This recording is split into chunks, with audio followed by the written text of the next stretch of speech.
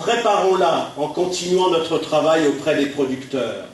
Préparons-la en les incitant à ne pas signer individuellement dès aujourd'hui. Et soyons convaincants pour leur faire comprendre du devoir absolu de se regrouper pour être plus forts. Nous avons en main les premières versions envoyées par les entreprises. C'eût été trop beau qu'il n'y ait rien à redire. Est venu maintenant le temps de la négociation. Soyons bien clairs, nous ne disons pas « ne signez pas les contrats ». Nous disons « ne signez pas les contrats sans les avoir analysés et sans les avoir négociés ». Ce ne sont sûrement pas des propositions à prendre ou à laisser. Nous avons déjà repéré pour certains des clauses inacceptables. Soyons clairs, tout ce qui tourne autour de la limitation de l'action syndicale, nous n'en voulons pas. Tout ce qui tend à limiter les droits des producteurs dans la cessibilité des contrats, nous n'en voulons pas. Tout ce qui fait qu'en l'absence d'indicateurs interprofessionnels, les entreprises fixent unilatéralement le prix, nous n'en voulons pas. La FNPL, avec le réseau FNSEA et JA, va analyser, communiquer, rencontrer les organisations de producteurs dans les prochains jours. Nous sommes au service des producteurs pour leur apporter toute l'aide nécessaire. Le travail continue. Encore quelques mots sur l'interprofession. Nous souhaitons que les contrats fassent référence aux différents accords interprofessionnels, et notamment aux indicateurs de marché, pour permettre une certaine prévisibilité des prix. D'ailleurs, il faudra également que cela s'applique aux coopératives, et pour leurs adhérents, un travail d'échange avec les conseils d'administration doit s'engager si cela n'est pas encore fait. Monsieur le ministre, mais n'oublions jamais, monsieur le ministre, que ce ne seront pas les contrats qui orienteront les prix, mais les marchés. Je vous en supplie, monsieur le ministre, j'ai encore eu l'occasion de vous le dire tout à l'heure, arrêtez de dire que les contrats sécuriseront le revenu des producteurs pendant 5 ans. Ce n'est pas vrai. Ne créez pas de faux espoirs, je vous en conjure. Néanmoins, je voulais vous remercier, monsieur le ministre, d'avoir renouvelé l'homologation de la CVO du CNIEL pour 3 ans, ce qui montre bien l'intérêt que portent les pouvoirs publics à la chose interprofessionnelle. Je ne peux d'ailleurs que vous solliciter pour que vous puissiez aussi affirmer que vous continuerez à soutenir tous les acteurs locaux afin de prolonger les démarches entreprises depuis plusieurs années, en particulier autour de la revalorisation des AOC. C'est vital pour eux. Je pense en particulier à la CVO Auvergne qui doit continuer au-delà de septembre 2011.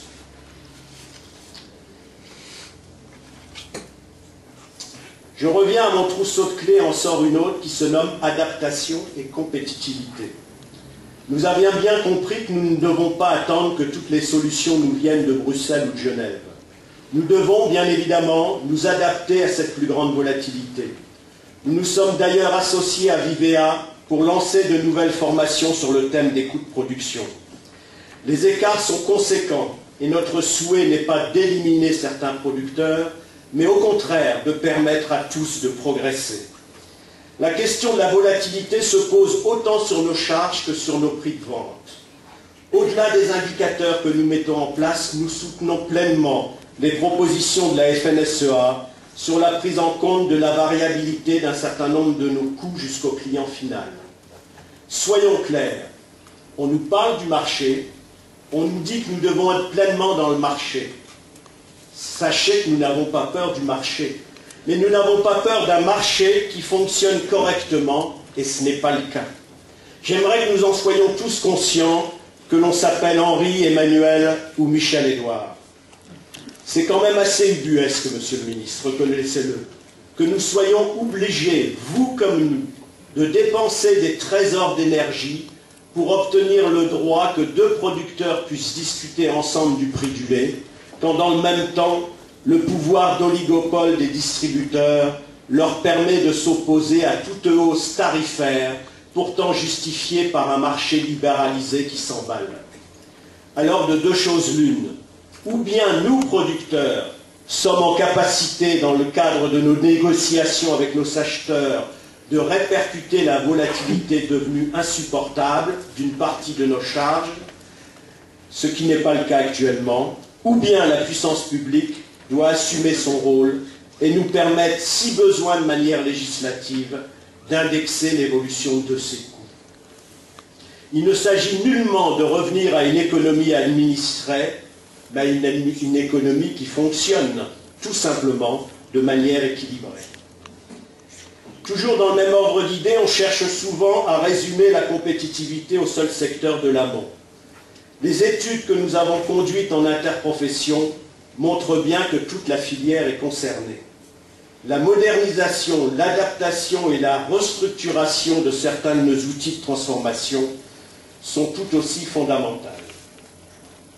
Je me tourne également vers vous, Monsieur le Ministre, tout d'abord pour vous remercier de votre soutien concernant le relèvement des seuils pour les installations classées.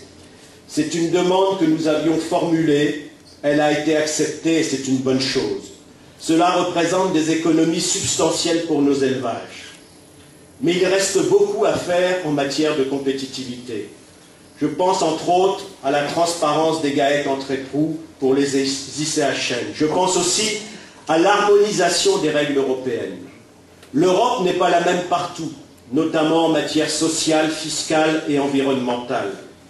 C'est un dossier urgent, Monsieur le Ministre, et j'espère que vous saurez mettre l'énergie nécessaire. Là, vous pouvez nous prendre de vitesse et nous ne vous le reprocherons pas. Enfin, permettez-moi de revenir un instant sur le plan de développement de la filière laitière. Le principal volet de ce plan a été d'élargir la gestion des quotas du département au bassin. Il est vrai que dans 4 ans, la question du périmètre géographique de la gestion des quotas ne se posera plus, puisqu'il n'y aura plus de quotas. Là aussi, vous nous avez surpris votre rapidité.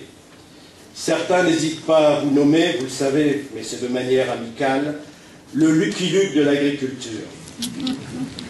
Néanmoins, nous avons pu travailler avec vos services et je ne peux que vous rappeler ce qui nous a guidés. Cette transition doit se faire en douceur. Cette transition ne doit pas faire dévier nos principes d'attachement au territoire. Cette transition ne doit pas oublier les signes de qualité. Et enfin, nous aurons à cœur de faire un bilan à l'issue de la prochaine campagne afin de rectifier éventuellement le tir. Mais le plan de développement laitier, c'est aussi 9,3 millions d'euros pendant 3 ans. On nous avait annoncé 10, mais ça devait être un problème d'arrondi. Toujours est-il que ce n'est pas beaucoup. Surtout quand dans le même temps, les crédits de France Agrimaire fondent comme neige au soleil. Moins 25% cette année.